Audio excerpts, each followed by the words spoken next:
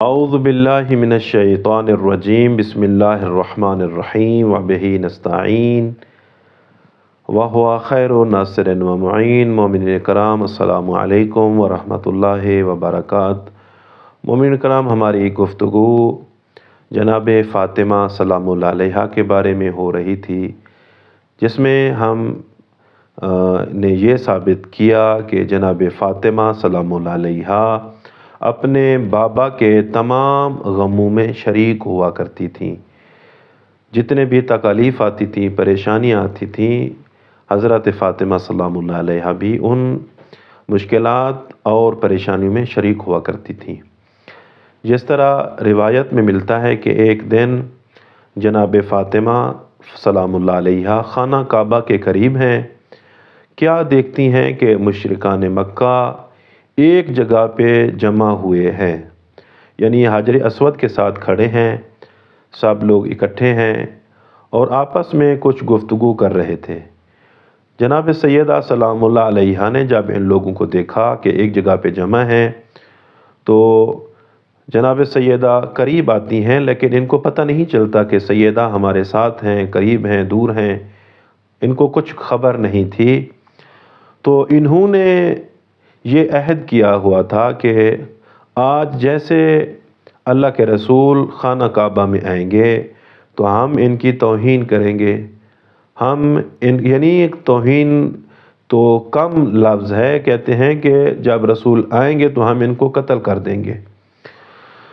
تو جناب فاطمہ سلام اللہ علیہا یہ جب بات سنتی ہیں، یہ عہد کر رہے ہوتے ہیں، اور عہد بھی جو وہاں 3 بت تھے، لات، منات، عزات، ان کے ساتھ ان کی قسم کھائی ہوئی تھی کہ جیسے ہی اللہ کے رسول یہاں آئیں گے تو ہم اللہ کے رسول کو قتل کر دیں گے۔ جب سیدہ فاطمہ سلام اللہ علیہا نے یہ خبر سنی، پریشان ہوئی کہ یہ لوگ کس طرح کا عہد و پیمان باندھ رہے ہیں کہ میرے بابا کے قتل کے منصوبے بنا رہے ہیں۔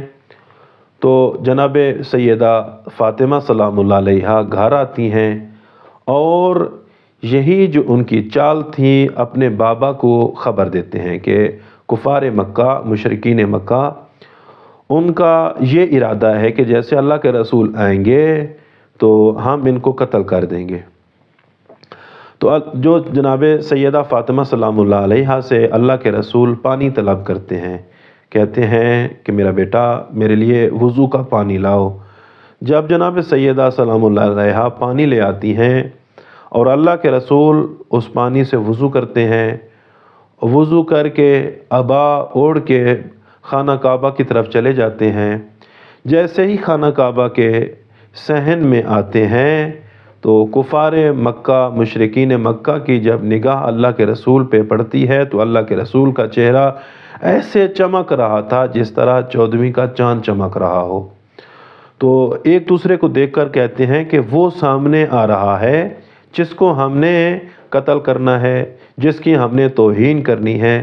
تو اللہ کے رسول نے بھی ان کے یہ اشارے دیکھ لیے۔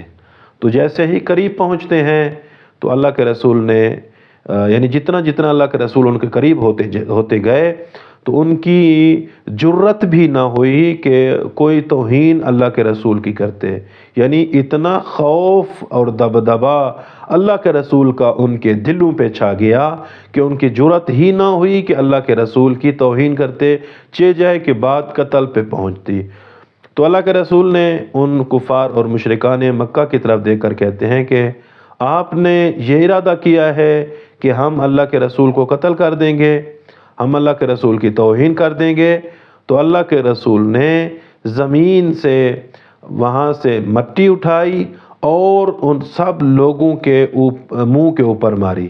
تاریخ گواہ ہے کہ جن لوگوں کے چہرے کے اوپر یہ مٹی پہنچی ہے، یہ گرد و غبار پہنچا ہے، تو وہ جنگ صفین میں سارے ہلاک ہو گئے تھے۔ تو دیکھیں جناب سیدہ سلام اللہ علیہا اپنے بابا کے غم میں شریک ہوا کرتی تھیں۔ والسلام علیکم ورحمۃ اللہ وبرکاتہ۔